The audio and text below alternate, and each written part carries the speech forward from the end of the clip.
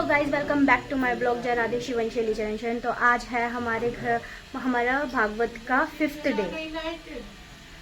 Day है आज हमारे भागवत का। और आज हमारे यहाँ पे ब्राह्मण भोग होगा क्योंकि मैंने आज इनवाइट करा है ब्राह्मण भोग के लिए अपने मतलब जो कथावाचक हैं उनको। और हम जा रहे हैं ठाकुर जी के अभिषेक के लिए, तो चलते हैं, चलो। हाँ, मधुस्नानं समर्पयामि। मधुस्नानान्ते शुद्धोदकजलस्नानं समर्पयामि।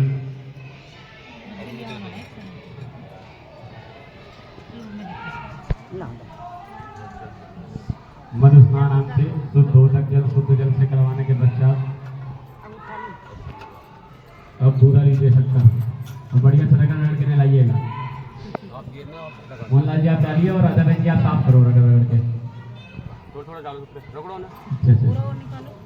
पूरा ये पूरा सो गाइस हम गुब्बारे फुला रहे हैं। गुब्बारे फुला के हम सजाएंगे क्योंकि आज कान्हा जी का और राम जी का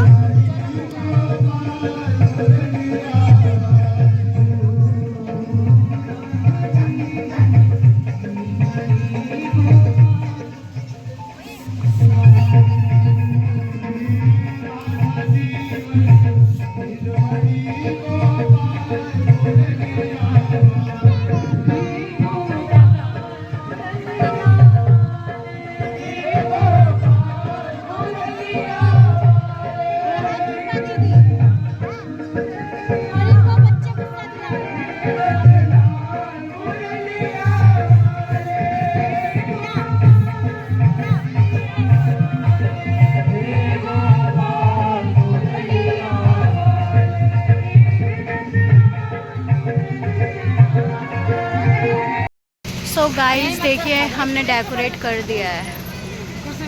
रिया की, दीपा दीदी की, मेरी, सबकी मेहनत रंग लाई। और दीपा दीदी तो अभी भी कर रही है। अच्छा लग रहा है गाइस। बोलो बाकी बिहारी लाल की आई गुरुदेव आ रहे हैं।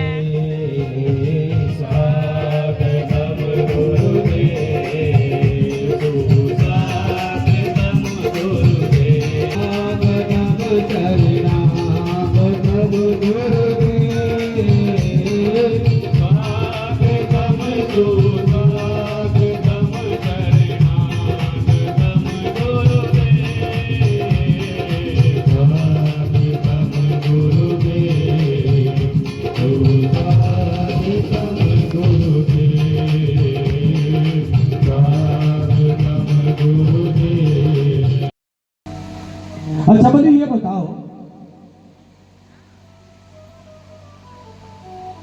जब बाल गोपाल होंगे तो 10-5 तो होंगे ना। अब बली बोले महाराज ये इसका मुझे क्या पता 10-5 होंगे या 10-20 होंगे, ये तो तुम्हें पता होगा, तुम्हारी फैमिली तुम जानो। बोले मैंने बच्चों की बात क्यों पूछी? बोले तुमने पूछी हमने बता दी। बोले मैंने बच्चों की बात इसलिए पूछी कि तुम सारी व्यवस्था कर सकते हो लेकिन एक व्यवस्था नहीं कर सकते। अरे महाराज कहो तो सही। बोले बाल गोपाल होंगे तो 10-5 तो होंगे। बोले हाँ हो सकता है। तो बोले ये भी तो हो सकता है कि उनमें से एक आध मर भी सकता है। भाई उनमें से एक आध मर भी सकता है।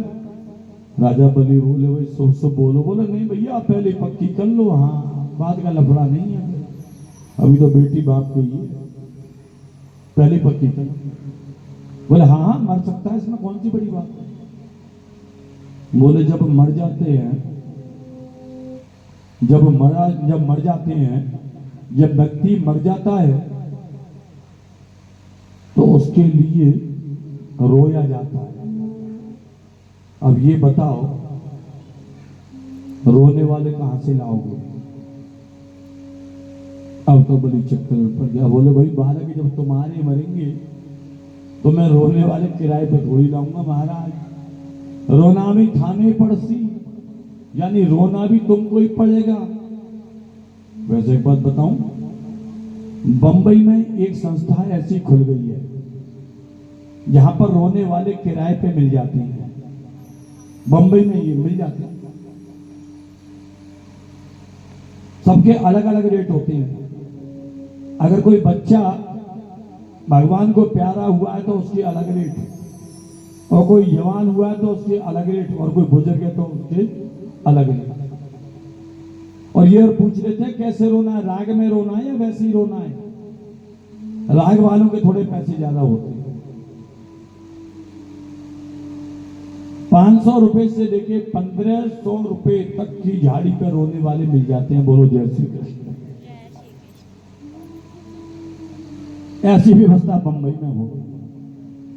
तो राजा बलि बोले भैया जब तुम्हारा बालक मरेगा तो रोना भी तुमको ही पड़ेगा। तो बोले ऐसा हम काम ही कायगू करें जहां पे रोना पड़े। और शास्त्र कहते हैं, ध्यान देना, शास्त्र कहते हैं कि जिसको तुमने बहुत प्रेम किया है, जिसको तुमने बहुत प्रेम किया है ना, वो एक ना एक दिन तुमको रुलाएगा। बोलो जय श्री कृष्ण। प्रिय स्वागतम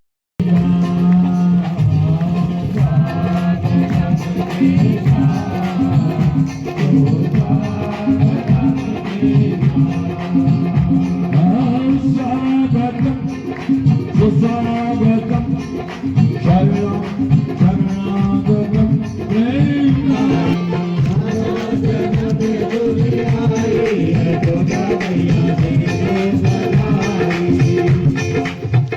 अरे थोड़ा करंट लाओ तालियों में। बच्चे का जन्मदिन ऐसे मनाते हो तुम, हैं? वहां तो डीजे पे हद कर देते हो कि हट जाता हूँ पीछे, हम भी हैं। और यहाँ पे ताली भी तुम पे ना बढ़िया बजे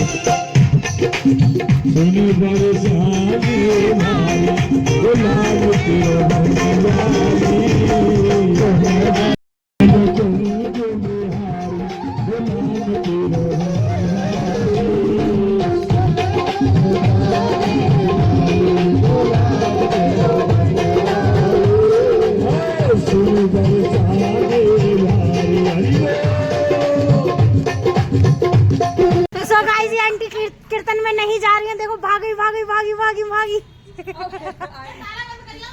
अच्छा आ रहे हो?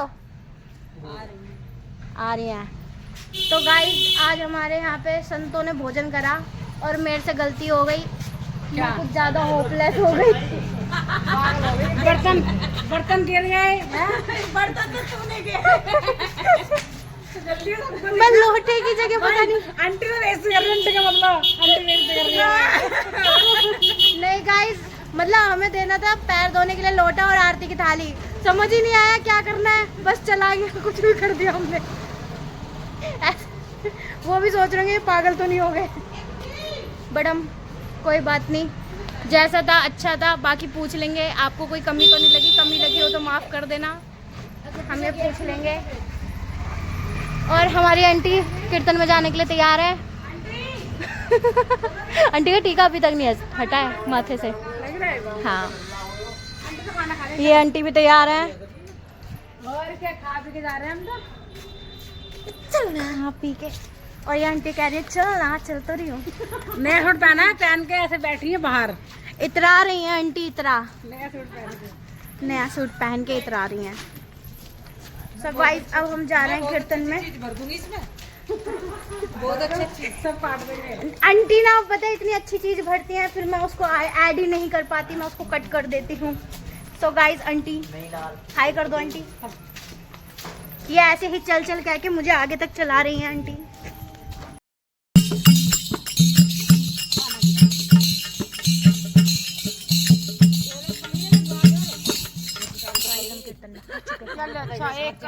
चलो तुम गाना सो गाइस हम कीर्तन में से आ चुके हैं और मैं बहुत ज़्यादा थक गई हूँ और आज तो पता नहीं मैं बावली हो गई थी, क्या हो गया था, पर पता नहीं। जैसे मतलब गुरुदेव घर पे आए, समझ ही नहीं आया क्या करूँ। मतलब मेरे गुरुदेव अलग हैं पर गुरु एक ही होता है। कहने का ये मतलब है कि जितने भी गुरु हैं सारे ही हमें भगवान की तरफ लेके जाते हैं, तो हमें सभी गुरु के आदर करना चाहिए। बेशक मेरे गुरुदेव नहीं आए थे, पर जो भागवत कथा कर रहे हैं वो गुरुदेव आए थे। और मतलब मैं उनका आने के बाद मतलब पूजा की थाली कोई सुध ही नहीं है कि क्या कर रही हो क्या नहीं कर रही।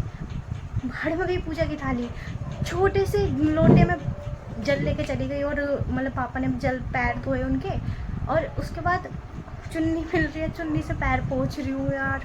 मतलब कुछ समझ ही नहीं आया मैंने क्या किया क्या नहीं किया। मैं खुद शॉक्ड हूँ कि मैंने करा क्या ये। आई डोंट नो, पता नहीं उन्हें कैसा लगा होगा कैसा नहीं लगा होगा, बट बहुत अच्छे से हमने विदा करी और उन्होंने बहुत अच्छे से बात करी। उन्होंने पूछा भागवत समझ आ रही है कि नहीं आ रही। मैंने कहा हाँ मुझे बहुत आनंद आ रहा है, भागवत सुनने में भी भागवत देखने में भी, हर चीज़ में मज़ा आ रहा है, हर चीज़ में बहुत आनंद है। गाइस अपनी लाइफ में एक बार पूरे 7 दिन की भागवत तो ज़रूर सुनना, मतलब एक अलग ही वाइब है। मन नहीं करता उठने का, बस काम पड़ता है उठना पड़ता है, वरना मन नहीं करता। ऐसे ही सुनते रहो बस। तो हम इस ब्लॉग को अभी यहीं एंड करते हैं। आई होप आपको हमारा ये ब्लॉग पसंद आया होगा। और जय राधे शिवंशी अली चरण चरण। Bye bye.